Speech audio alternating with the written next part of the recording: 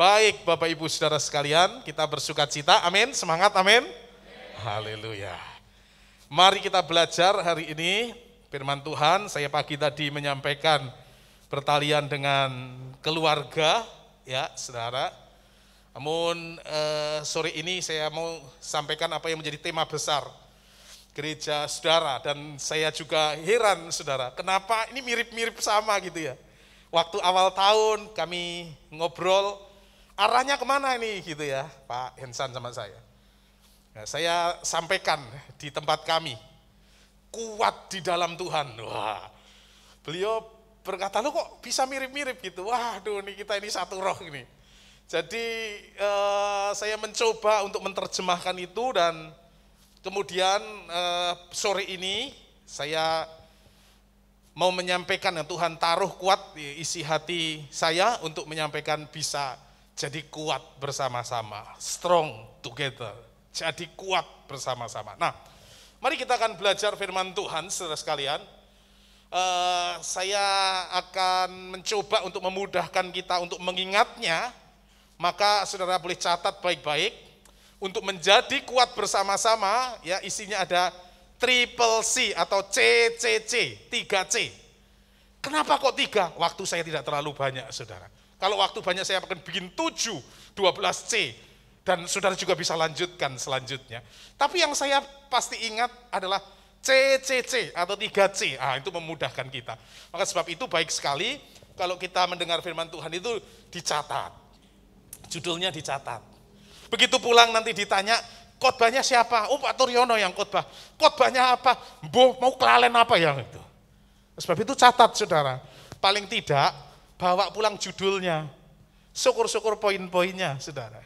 Kita mudah mengaplikasikannya, karena ingat. Nah, ada satu statement yang berkata, kalau kita mendengar kita lupa katanya. Kalau kita mencatat, maka kita akan ingat. Tapi kalau kita mendengar, mencatat, dan melakukannya, firman itu dilakukan, kita jadi paham. Maka sebab itu firman Tuhan bukan didengar atau dicatat saja, tapi istilah saya berkali-kali bilang, diejawantakan, dilakukan. Nah itu maka firman akan menjadi hidup dan kita ngerti, menjadi paham. Oh, cara memberi itu begini. Bagaimana Tuhan ngajarin untuk makin lekat dengan Tuhan. Oh, kita coba praktek. Nah, kalau kita mempraktekannya, maka kita jadi paham. Jadi kita sepakat, ayo kita catat, kemudian kita dengar, kita catat, dan udah. Begitu pulang, bagaimana ya caranya untuk saya mudah untuk mengaplikasikannya. Nah, satu persatu saya percaya kalau kita punya kemauan, maka itu akan menjadi hal yang mudah bagi kita. Ya, bukankah satu eksekusi jauh lebih baik daripada 1000 perencanaan, saudara ya? Nah, kita yuk eksekusi satu demi satu. Nah, untuk menjadi kuat di dalam Tuhan. Nah, saya suka ini akan ayat firman Tuhan di dalam kitab Ulangan pada pasal yang ke berapa itu ya? 23 ya. 32 di ayat yang ke-30. Nah, saya akan baca di bagian depan atau bagian A. Kita tidak sedang tafsir itu isi ayatnya apa. Karena kalau kita berbicara tentang pelajaran hari ini, kita bisa akses apa saja, kapan saja, yang bisa memuaskan telinga kita, bahkan ya, yang lucu-lucu, yang apa saja saudara suka, hari ini kita bisa akses dengan begitu mudah. Tapi yang tidak mudah itu mengaplikasikan. Nah, itu tidak mudah, saudara. Nah, mari perhatikan baik-baik, saya akan baca bagi kita semuanya. Bagaimana mungkin satu orang dapat mengejar 1000 orang? Sudah perhatikan ya, satu orang dapat mengejar berapa? 1000 orang. Dan 2 orang dapat membuat lari atau mengejar 10.000 orang. Nah, saudara, kalau kita belajar matematika, kelipatan itu untuk memudahkan adalah kelipatannya. Bagaimana mungkin satu orang mengejar 1000 orang, satu orang kejarnya 1000 orang. Nah, kalau 2 orang idealnya, berarti orang ini bisa mengejar 2000 orang mestinya, yang ideal. Tapi Alkitab berkata bagaimana mungkin satu orang mengejar 1000 orang dan 2 orang dapat membuat lari atau mengejar orang 10.000 orang. Nah, saya mau sampaikan, ini adalah kekuatan kebersamaan, saudara. Sehingga kalau satu orang dapat mengejar 1.000, 2 orang seharusnya logikanya 2.000, tapi ini justru berlipat-lipat sampai 10.000. Nah, sederhananya ini sedang berbicara tentang apa? Yang namanya kekuatan kebersamaan, atau bisa kuat jika kita bersama-sama, bersinergi, itu jadi kuat. Saya kasih contoh hari ini, banyak contoh yang namanya sinergi, saudara. Kerjasama satu dengan yang lainnya, kolaborasi satu dengan yang lainnya. Ya. Ada mobil itu ya, kalau Daihatsu sama Toyota bekerja sama, mengeluarkan Xenia sama Avanza. Itu jadi laris, saudara. Apalagi Terios sama Ras. Itu jadi sama-sama jalan, sama-sama laris, saudara. Nah, itu kekuatan yang namanya kebersamaan. Nah, Triple C ini atau CCC ini akan menolong kita untuk mengingatnya, untuk menjadi kuat bersama-sama. Nah, C yang pertama, next slide. Di sana, oke, ada satu ayat dulu. Ada ayat dulu satu. Nah, saya ingatkan akan ayat ini, saudara. Saya suka akan ayat ini dan saya sering kali sebut ketika dalam mengajar pasangan pernikahan, saudara.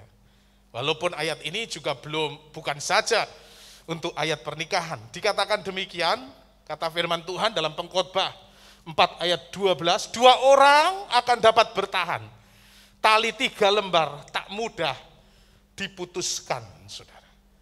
Kenapa diibaratkannya? Karena tali 3 lembar itu adalah tali yang dipilin, yang dieratkan. Itu menjadi tali yang lebih kuat daripada cuma satu. Nah, itu sebabnya Alkitab berkata, tali 3 lembar tidak mudah diputuskan. Sekali ini dari ayat Pengkhotbah ini adalah bentuk dari yang namanya kita bersama-sama. Nah, dalam keluarga itu menjadi kekuatan jika kita bersama-sama, saudara. Bersinergi, saudara. Itu menjadi kekuatan yang baik sekali. Nah, itu meneguhkan, ayat ini meneguhkan kita semuanya. Yuk kita belajar C yang pertama. Kata yang pertama adalah connect. Kita ini nyambung atau terhubung. Yang pasti terhubung dengan Tuhan dan terhubung dengan sesama. Apapun lah, saudara mungkin punya komsel, saudara mungkin punya bahasanya persekutuan ya. Dan kalau itu kita nyambung satu dengan yang lainnya, itu kekuatan. Dan saya juga belajar, saudara, kita nyambung dengan Tuhan, kita terhubung kuat dengan Tuhan, maka juga itu akan menjadi kekuatan bagi kita. Nah, lihat pada firman Tuhan, Mazmur pasal yang pertama, di ayat yang ketiga. Dikatakan demikian, ia seperti pohon yang ditanam di tepi aliran air, yang menghasilkan buahnya pada musimnya, dan yang tidak layu daunnya, apa saja yang diperbuatnya berhasil. Kenapa orang ini diibaratkan orang yang berhasil? Karena setiap musim buah mereka atau memberikan buah, karena dia terkonek dengan sumbernya, terhubung dengan sumbernya. Saya tidak catat di situ, tapi Yohanes 15 itu adalah Yesus sebagai pokok anggur. Setiap orang yang connect dengan dia, maka akan menjadi orang yang kuat, menjadi orang yang perkasa, menjadi orang yang tidak mudah tergoncangkan dengan apapun dan siapapun. Nah, hari ini saudara, banyak orang takut kehilangan koneksi internet. Banyak orang takut kehilangan koneksi listrik. Maka sebab itu seorang penggagas yang cukup gila menurut saya, namanya adalah Elon Musk. Bahwa kebutuhan manusia itu katanya ya, hari-hari ini atau bahkan ke depan, yang pertama adalah kebutuhan akan listrik, yang kedua adalah kebutuhan akan koneksi internet, dan yang ketiga kebutuhan untuk koloni, menjelajah atau pergi kemana-mana. Maka sebab itu dia mencoba bagaimana di Mars nanti ada kehidupan. Ya seringkali mencoba untuk membuat pesawat luar angkasa untuk satu kali orang bisa pergi ke planet yang lain. Satu kali kita tamasya ke sana. Jadi kalau Pak Hensan nanti satu kali telepon saya, Pak Tur, tolong ya khotbah di Jati Barang, kok di telepon nggak diangkat, di WA nggak dibalas, mungkin saya sedang jalan-jalan ke bulan. Jadi nggak ada, udah biar jalan-jalan ke bulan. Nah orang sedang ketakutan hari-hari ini, kata Elon Musk, kalau manusia itu kehilangan akan koneksi listrik katanya, jaringan internet, dan piknik menjelajah, saudara. Itu lagi dipikirkan. Nah faktanya hari ini manusia lebih takut itu. Tapi saya mau katakan bagi kita semuanya, saudara, kalau itu pun nggak ada, mari kita tetap terkonek dengan Tuhan, saudara, sebagai sumbernya. Kalau kita mungkin ketakutan, manusia ketakutan kehilangan itu, coba saudara pergi kemana-mana. Selalu pertanyaannya kan adalah begini, bagaimana ada koneksi internet apa tidak? Diutus kemana-mana, ada koneksi internet apa tidak? Masuk ke pesawat terbang lah, masuk ke kereta lah, dan bus selalu yang dicari kita akan, ada colokan enggak? Ada colokan enggak? Orang ternyata ketakutan akan hal itu, jaringan itu. Tapi saya mau katakan bagi kita, ayo takutlah kalau kita ini berhenti connect dengan Tuhan. Maka kita akan menjadi mati, saudara. Roh kita mati kalau kita berhenti connect dengan Tuhan. Nah ada slide yang berikutnya ini saya mencoba untuk menerjemahkan sederhana. Berhenti terhubung dengan Tuhan, berhenti pula buah kehidupan kita. Lemahnya kita terhubung dengan Tuhan, lemah pula buah kehidupan kita. Kuatnya terhubung dengan Tuhan, kuat pula buah kehidupan kita. Nah mari kita lihat di Yeremia pasal 17 di ayat 7, ayat 8. Tapi saya petik dari satu kalimat ini. Yeremia pasal yang ke-17, ayat 7 atau mungkin sampai ayat 8. Satu slide, klik satu slide lagi.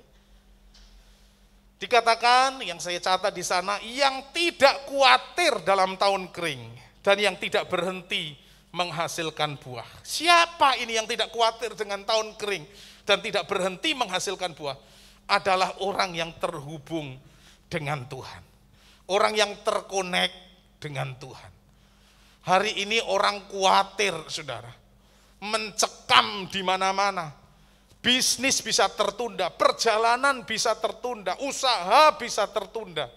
Karena kondisi hari-hari ini yang tidak menentu.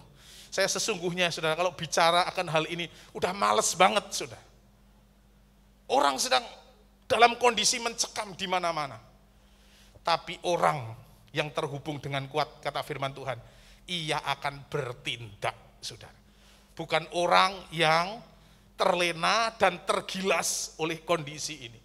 Tapi justru sebaliknya, ia akan bertindak, saudara.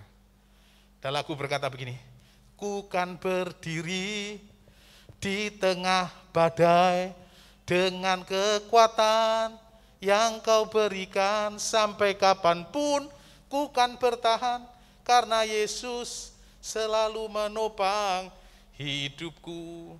Nah bait kedua itu saya nggak begitu setuju, tapi ya nggak apa-apa, ini baik aja. Tapi saya nggak begitu setuju. Kalimatnya begini, ku kan bertahan dalam tekanan. Wah saya nggak mau kalau bertahan dalam tekanan, saudara. Saya mau bertindak. Orang yang ada di dalam dia bertindak di tengah-tengah tekanan itu, saudara.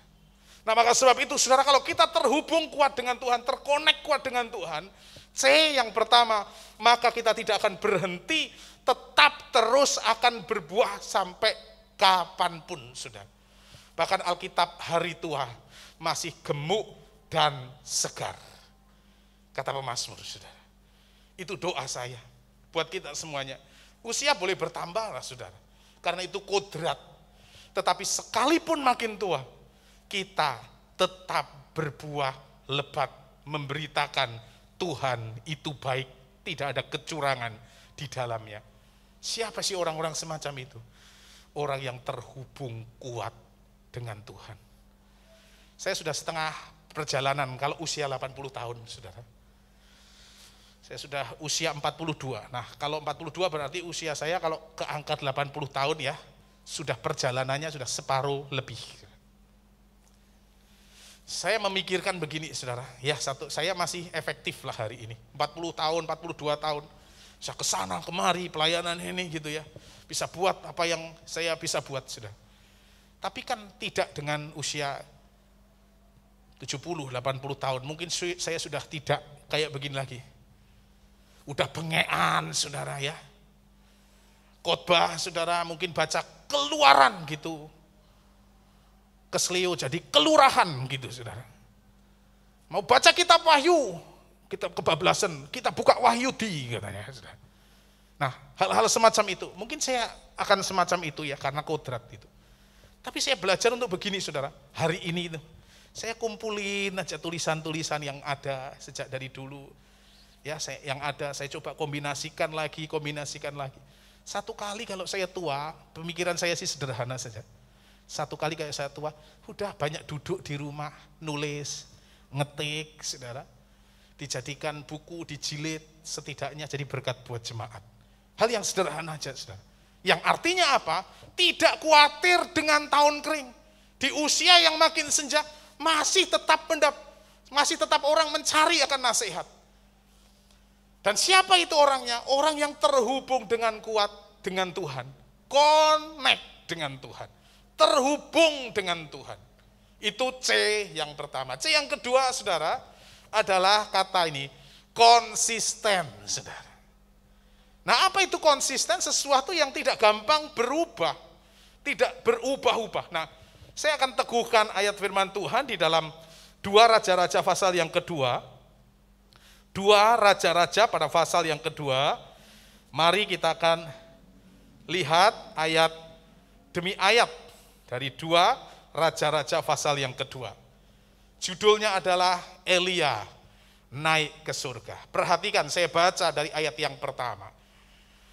Menjelang saatnya Tuhan hendak menaikkan Elia ke surga dalam angin badai. Elia dan Elisa, muridnya, sedang berjalan dari Gilgal. Berkatalah Elia kepada Elisa, baiklah tinggal di sini, sebab Tuhan menyuruh aku ke Betel. Tetapi Elisa menjawab, demi Tuhan yang hidup dan demi hidupmu sendiri, sesungguhnya aku tidak akan meninggalkan engkau. Lalu pergilah mereka ke Betel. Ayat 3, pada waktu itu keluarlah rombongan nabi yang ada di Betel, mendapatkan Elisa, lalu berkatalah mereka kepadanya, sudahkah engkau tahu bahwa pada hari ini Tuhanmu akan diambil daripadamu oleh Tuhan terangkat ke surga? Jawab Elisa, aku juga tahu, diamlah. Berkatalah Elia kepadanya, hei Elisa, baiklah kamu tinggal di sini sebab Tuhan menyuruh aku ke Yeriko. Tetapi jawabnya, demi Tuhan yang hidup dan demi hidupmu sendiri, sesungguhnya aku tidak akan meninggalkan engkau.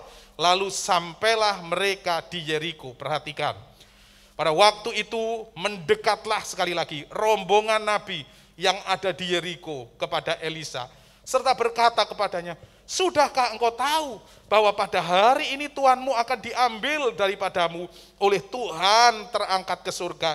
Jawabnya, aku juga tahu, diamlah. Berkatalah Elisa kepadanya, baiklah, tinggallah di sini, sebab Tuhan menyuruh aku ke Yordan. Jawabnya, demi Tuhan yang hidup dan demi hidupmu sendiri, sesungguhnya aku tidak akan meninggalkan engkau. Lalu berjalanlah keduanya. 50 orang dari rombongan nabi itu ikut berjalan, tetapi mereka berdiri memandang dari jauh.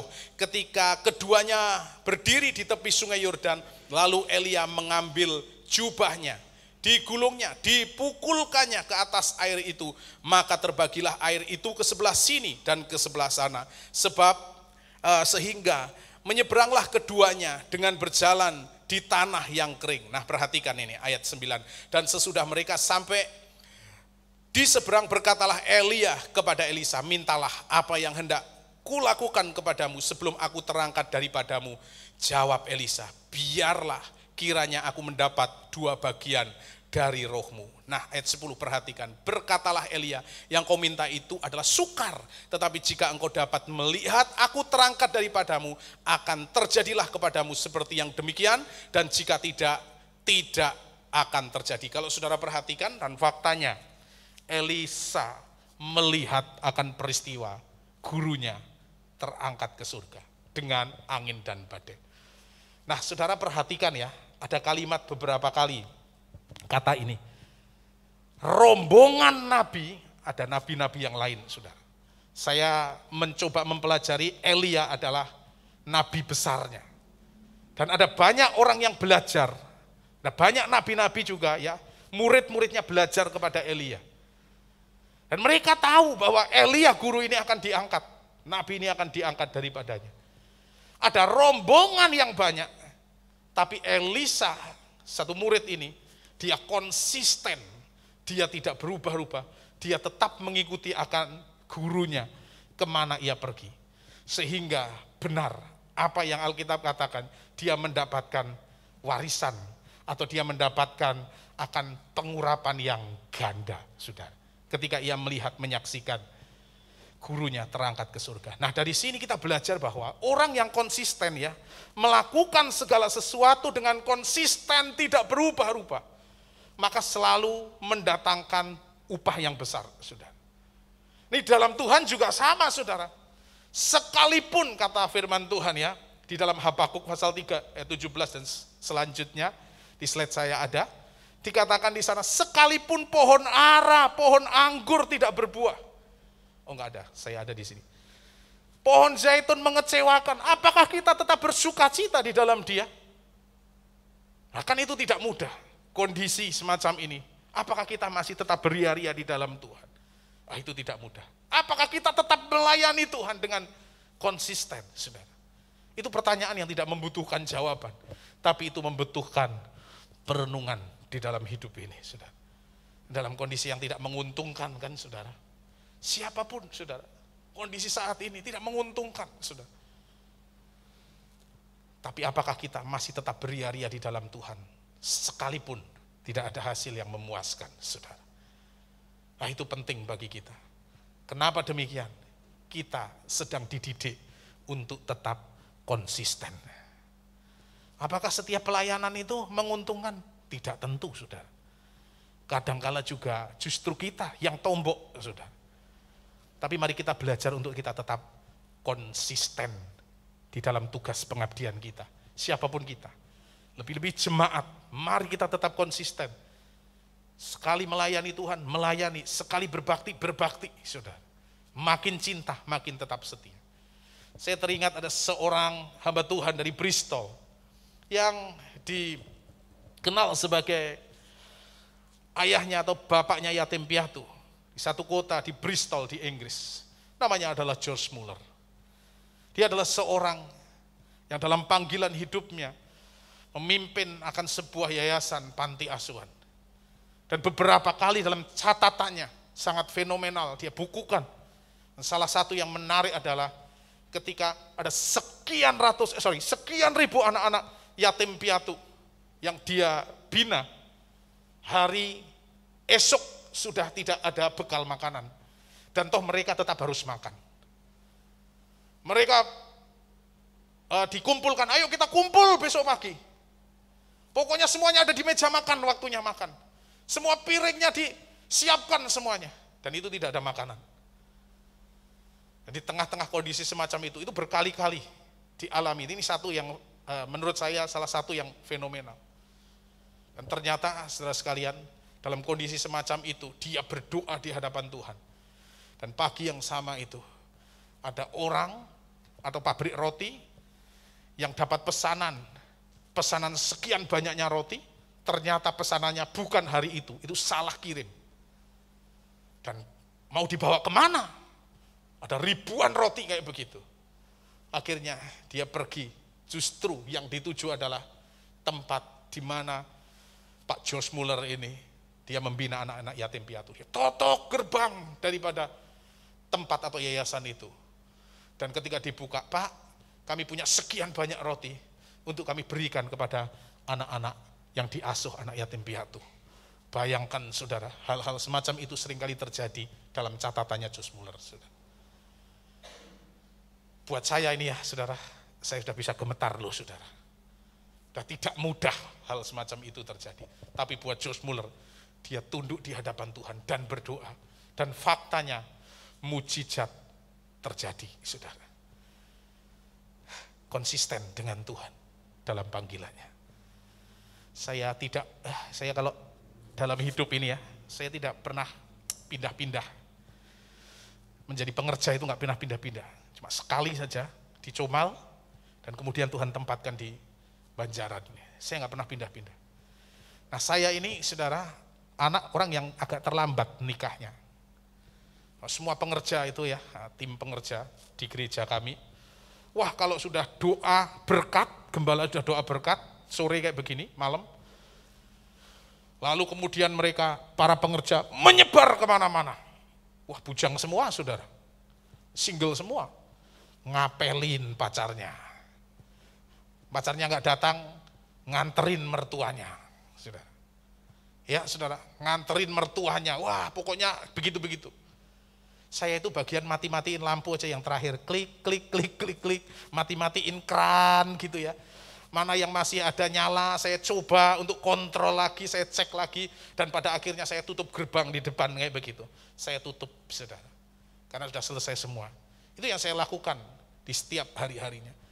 Dan itu saya lakukan dengan konsisten. Di tengah-tengah yang lain meninggalkan, saudara. Di tengah-tengah yang lain sedang apel lah, makan malam lah, dengan mertuanya lah, dan sebagainya. Saudara, kenapa demikian saudara? Saya kok tidak apel? Nggak punya pacar, saudara. Wah, Bapak jual mahal, saya nggak jual mahal loh, saudara. Bapak mungkin terlalu jelek, oh gini-gini di banyak yang naksir loh. Oh hari ini aja masih banyak yang lirik kok, saudara. Wah, nggak percaya kan, saudara. Nah saya mungkin begitu, saudara. Saya lakukan itu dengan sebaik-baiknya, dengan konsisten. Dan semua hasil dari konsisten. Hari ini tuh saya tuai kok saudara. Semua kita para pelayan Tuhan, jemaat Tuhan, konsisten, kondisinya baik atau tidak baik. Kalau kita mau kuat bersama-sama, kuat di dalam Tuhan, miliki spirit ini yang konsisten. Hari ini saudara, beberapa waktu yang lalu ya, kira 4 bulan gitu. Kira-kira 4 bulan yang lalu. Saya habis doa malam gitu ya, kalau Rabu itu doa malam di tempat kami. Yang hadir banyak, mungkin bisa 20, hampir 30 lah setiap Rabunya. Walaupun kami buat hari-hari adalah doa, saudara. Setiap hari kami berdoa, saya berdoa. Kalau nggak ada saya, ada staf yang berdoa. Yang datang berapa itu hari-hari? Kadang-kala cuma 5 orang, kadang-kala cuma 4 orang. Kadang-kala cuma 2 orang, kadang-kala cuma 3 orang. Siapa 3 orang? Pendeta, istri, dan anaknya. Kami lakukan dengan konsisten. Nah, kira-kira 4 bulan yang lalu, ini musim pandemi kan banyak yang dikerjakan, banyak di rumah. Kami lakukan itu doa. Nah hari Rabu ketika kami berdoa, saya masih duduk di lantai, saya sudah sampaikan doa berkat, orang pada pulang. Orang datang, ada seorang perempuan setengah baya datang kepada saya, jemaat kami. Dia bilang kayak begini, Pak, kalau Bapak dikasih tanah, maksudnya gereja dikasih tanah, Bapak mau buat apa? 2 atau 3 tahun yang lalu, visi ini sudah ditaruh oleh Tuhan, kuat sekali buat saya. Saya bilang, panti jompo. Jadi ada orang-orang yang sepuh, yang tidak punya apa-apa, yang tidak punya siapa-siapa, biar tinggal di situ. Nah, dia bilang kayak begini, Pak, saya ini hanya dipercaya saja. Saya punya tante ada di Hong Kong. Dia tenaga kerja wanita TKI di Hong Kong.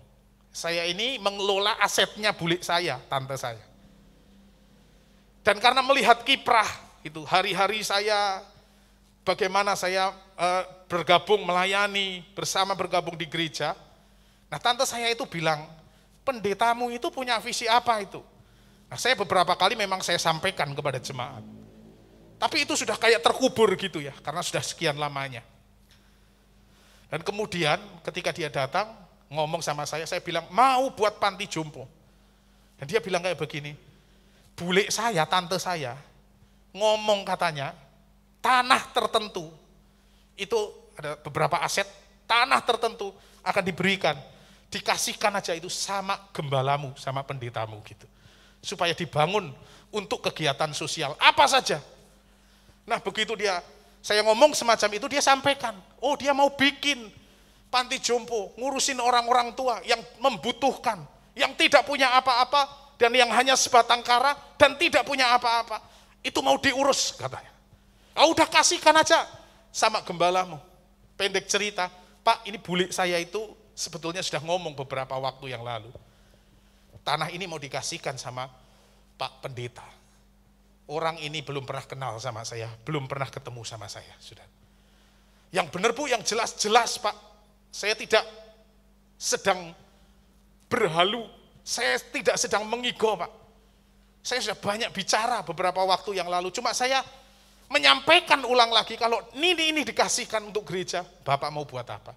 Kalau jelas kayak begini Pak, jelas maka saya akan sambungkan atau Bapak mungkin cek tanahnya besok pagi atau kapan saja. Kalau Bapak cocok tanah ini untuk diberikan dan Bapak mau terima, maka kami akan kasihkan. Pak, siapa sih mau kasih tanah nggak mau diterima? Wah, saya bahagia banget saudara. Saya nggak ngerti itu tanahnya malam itu di mana kondisinya seperti apa. Pokoknya saya yes saja, saya terima. Lebarnya berapa? Hampir 500 meter persegi, 400 sekian lah saudara. Kalau dijual ya kira-kira 400 jutaan saudara. Siapa yang nggak mau saudara? Di musim kayak begini dikasih tanah kok nggak mau saudara? Itu BODO saudara. Saya langsung paginya, wah tanpa panjang kata paginya saya langsung kunjungi itu daerahnya. Jadi gereja kami ya di Banjaran, kalau saudara tahu ke barat itu ada 407 asrama tentara. Nah sebelahnya asrama tentara ada jalan masuk ke satu desa namanya Kalisoka. Itu masih persawahan ya saudara, tempatnya itu. Kanan kiri sudah beberapa ada perumahan saudara, itu persawahan. Jadi dari gereja ada 407 asrama 407 tentara dan ke barat lagi perjalanan kira-kira 10 menit. Yang nggak tahu pura-pura manggut-manggut saja supaya kelihatan tahulah. Di situ saudara, wah saya kunjungi, wah keren nih. Saya doakan sama staf saya, sama tim kerja saya, kita doa sama-sama. Dan dia bilang kayak begini, Pak tanah ini agak ke bawah karena memang sawah. Dia bilang begini, Pak tanah ini mau diberikan dengan rata jalan, diuruk dulu Pak katanya. Nah ini prosesnya sedang kami urus untuk dari atas nama orang ini untuk nama yayasan yang akan kami bangun. Oh Pak gimana Pak, memang Banjaran banyak janda-janda Pak, mungkin banyak-banyak yang sebatang kara, wah janda-jandanya Banjaran sugih saudara. Itu wah ditinggal suaminya, ditinggalin pabrik, ditinggalin suaminya, wah ciokimnya banyak, depositonya banyak, saudara. Bukan itu saudara, isunya bukan buat jemaat, kalau jemaat ada ya sudahlah. Tapi kalau pemikiran saya udah buat banyak orang, siapapun yang tidak punya siapa-siapa dan hanya sebatang kara, mestinya bisa tinggal di sana, sudah. Kita akan rawat dengan sebaik-baiknya. Pak, kalau saya kaya Pak, tapi mau ikut di sana karena nggak ada siapa-siapa, nggak apa-apa, bayar. Syarat dan ketentuan berlaku, saudara. Orang kaya gitu ya. Tapi yang nggak punya apa-apa, tidak punya siapa-siapa, ya silahkan boleh tinggal sana. Itu pemikiran saya sudah ngomong sama tim saya, kita akan bangun satu kali di sana. Ada satu tempat untuk menolong banyak orang. Di tengah-tengah kondisi semacam ini. Ada orang memberikan tanah begitu saja, sudah. Menarik kan saudara? Yang menarik kedua, dia belum pernah kenal sama saya, belum pernah ketemu sama saya. Habis saya mendoakan, saya disambungkan video call antara Indonesia dan Hong Kong. Saya video call. Saya berkenalan, saya memastikan apakah ini tanah memang benar mau dikasihkan. Dia berkata, iya Pak, saya sudah nyumbang banyak tempat ibadah di tempat daerah situ Pak. Ngecat lah, bangun lah dan sebagainya. Tempat-tempat ibadah saudara-saudara kita. Sekarang giliran gereja yang Bapak kelola, biar Bapak yang mengelola untuk dijadikan tempat sosial. Silahkan Pak kalau mau dikelola, kelola. Itu orang belum kenal Tuhan Yesus, artinya bukan orang Kristen. Kalau dikasih orang Kristen, pengurus gereja biasa, saudara. Ini dikasih, saudara, bukan orang Kristen. Yang menarik ketiga adalah ketika saya kenalan, namanya kok mirip saya, saudara. Perempuan saudara. Saya kenalan, oh saya namanya Turyono. Oh nama saya Tursinah. Saya sampai bilang begini, waduh kita kakak adik beda nasib saja. Anda di Hong Kong duitnya banyak. Apa saya salah profesi ya? Apa saya pergi ke Hong Kong ya? Gitu. Wah, ternyata namanya mirip saudara, kakak dan adik sebule kita ketemunya. Saya Turyono, dia Tursina, saudara. Sudah ngerti kan itu? Dia TKI, saudara. Tuhan bisa gerakkan dengan caranya yang ajaib. Kami sedang kelola, kami akan alihkan nama supaya jadi atas nama yayasan. Kami akan bangun paling tidak ada 12 kamar, kira-kira 500 meter persegi, ada sedikit halaman. Dan saya mau akan ada di ujung sana, di dekat, kalau nggak jauh dari situ, ada aliran air sebagai irigasi, dan katanya itu tempat irigasi tidak boleh dibangun, miliknya irigasi. Wah saudara, saya melihat kalau tua saya di sana saja saudara. Anak saya mungkin sudah di luar kota, ada di Jerman Barat, Kalimantan Barat, Jakarta Barat, dan mereka sudah ke barat-baratan, saya tetap saja di kampung saudara. Dan bersama-sama dengan orang-orang sepuh itu, nggak apa-apa saudara. Nah kenapa itu Tuhan berikan kepada kita? Saya belajar begini, konsisten di dalam melayani Tuhan, konsisten menjadi orang Kristen. Jangan mudah ditenggelamkan dengan kondisi apapun yang hari-hari ini mungkin juga terjadi, saudara. Kita tetap konsisten. Kita buka sekolah PAUD, playgroup, saudara. 19 kita buka. Muridnya Alkitabiah banget. Allah Bapa, Allah Anak, Allah Roh Kudus. 3 orang. 20 kehantam akan pandemi ini. Nggak ada yang daftar sama sekali. 21 hari ini ada yang daftar lagi, dan sekarang muridnya jadi 6. Saya bilang kalau memang ada yang mengelola dan mau sanggup mengelola, kelola dengan sebaik-baiknya. Nanti soal dana pasti Tuhan akan siapkan. Dalam kondisi dan keterbatasan hari-hari ini, kita walaupun bagaimanapun, ayo tetap konsisten untuk melakukan pekerjaan besar ini. Saya nggak tahu saudara, ada orang-orang aja ya saudara yang dikirim untuk bisa melengkapi akan pekerjaan ini saudara. Jadi semua perlengkapannya, perusutan lah, apa, evamatnya lah, mainannya sudah disuplai. Ada jemaat yang memang punya usaha mainan anak-anak dan disuplai sepenuhnya tanpa harga, tanpa bayar. Aduh, kalau kita konsisten, Tuhan selalu buka jalan. Saya tidak berpendidikan tinggi, Pak Insan tahulah saya tidak berpendidikan tinggi.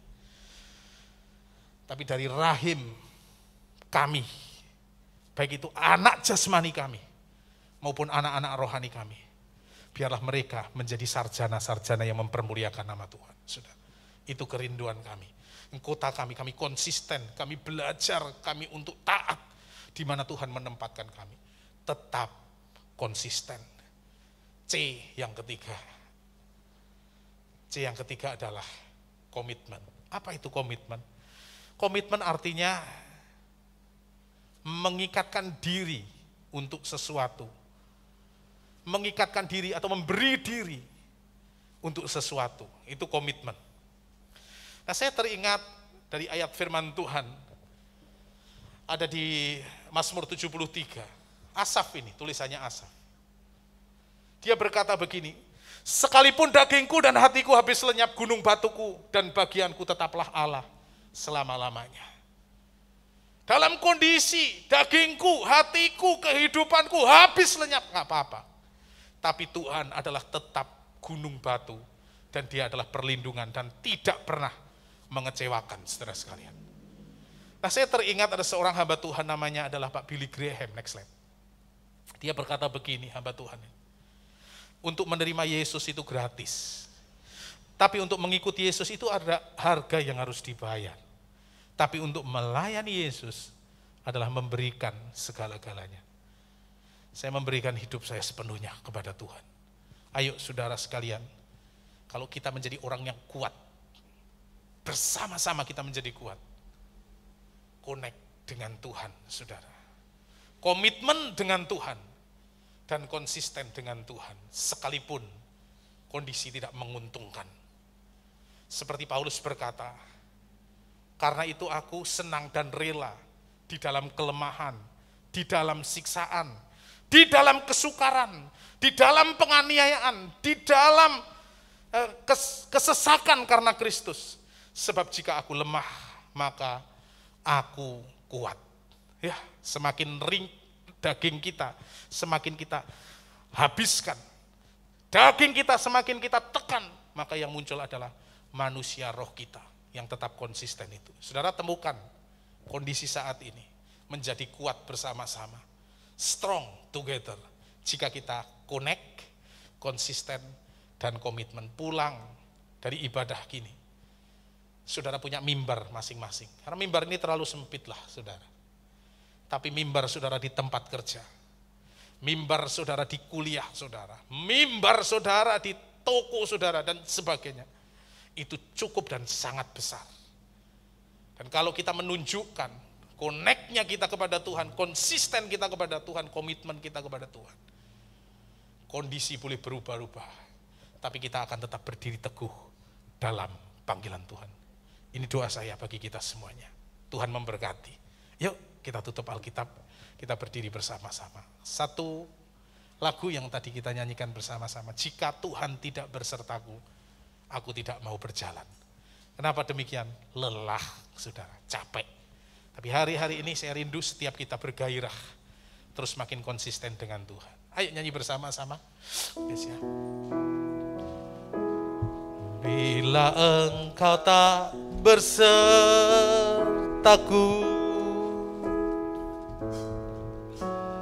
ku tak mau berjalan. Ku perlu Tuhan, pimpin langkahku dengan kasih karunia-Mu. Katakan sama-sama. Pimpin langkahku setiap waktu, berjalan dalam Roh-Mu. Nyatakan Tuhan, nyatakan Tuhan kemuliaan-Mu, dan berjalanlah dengan sama-sama.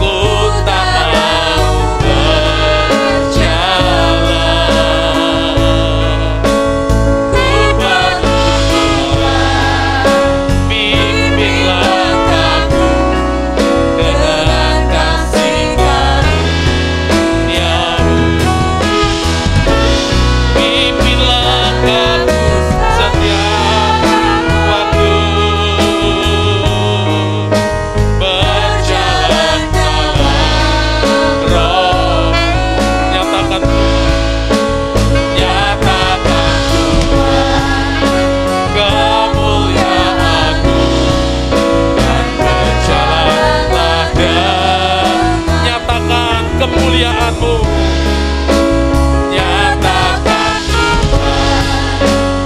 kemuliaan-Mu, dan berjalanlah sekali lagi, katakan nyatakan, nyatakan kemuliaan-Mu, dan berjalanlah denganku. Mari kita hampiri Tuhan dalam doa. Terjemahkan dari setiap butir-butir firman-Mu. Sederhanakan bagi kami, sehingga kami mudah mengerjakannya. Roh Kudus, bersekutulah dengan kami. Kami memberi diri untuk bersekutu connect dengan Tuhan. Supaya kami boleh mengerti maksud dan kehendak Tuhan. Dan di tengah-tengah musim ini kami tetap kuat di dalam Engkau. Bahkan kami makin berakar dalam di dalam Engkau. Terima kasih Tuhan Yesus. Terima kasih buat firman-Mu. Dan terima kasih buat pesan-Mu hari ini. Berkati gereja-Mu. Berkati pelayanan di tempat ini. Berkati hamba-Mu Pak Ensan. Dengan keluarga dan tim yang ada. Dan semua yang terlibat di dalam tugas pengabdian. Dan dalam panggilan di kota ini. Biarlah sungguh-sungguh kami mengasihi kota ini karena panggilan Tuhan. Dan kami jadi berkat bagi kota ini. Terima kasih buat semua proyek yang Tuhan berikan kepada gereja-Mu, rumah belajar, dan yang lainnya. Biar sungguh-sungguh kota ini diberkati dengan adanya gereja ini. Terima kasih Tuhan Yesus. Kami bisa kuat, kami bisa teguh jikalau kami bersama-sama. Dalam kondisi apapun, kami tetap konsisten. Kami tetap komit. Dan kami memberi hidup kami untuk Tuhan dan kemuliaan-Nya. Sebab gereja bukan tentang aksesoris, tapi gereja adalah tentang esensi. Menjadi berkat dan dampak bagi kota, lingkungan, dan di tempat di mana Tuhan tempatkan kami. Terima kasih Tuhan Yesus, kami mengucap syukur, kami serahkan doa dan firman ini pada malam hari ini. Dalam Yesus kami berdoa, sama-sama katakan, amin, amin. Silakan duduk, Tuhan memberkati.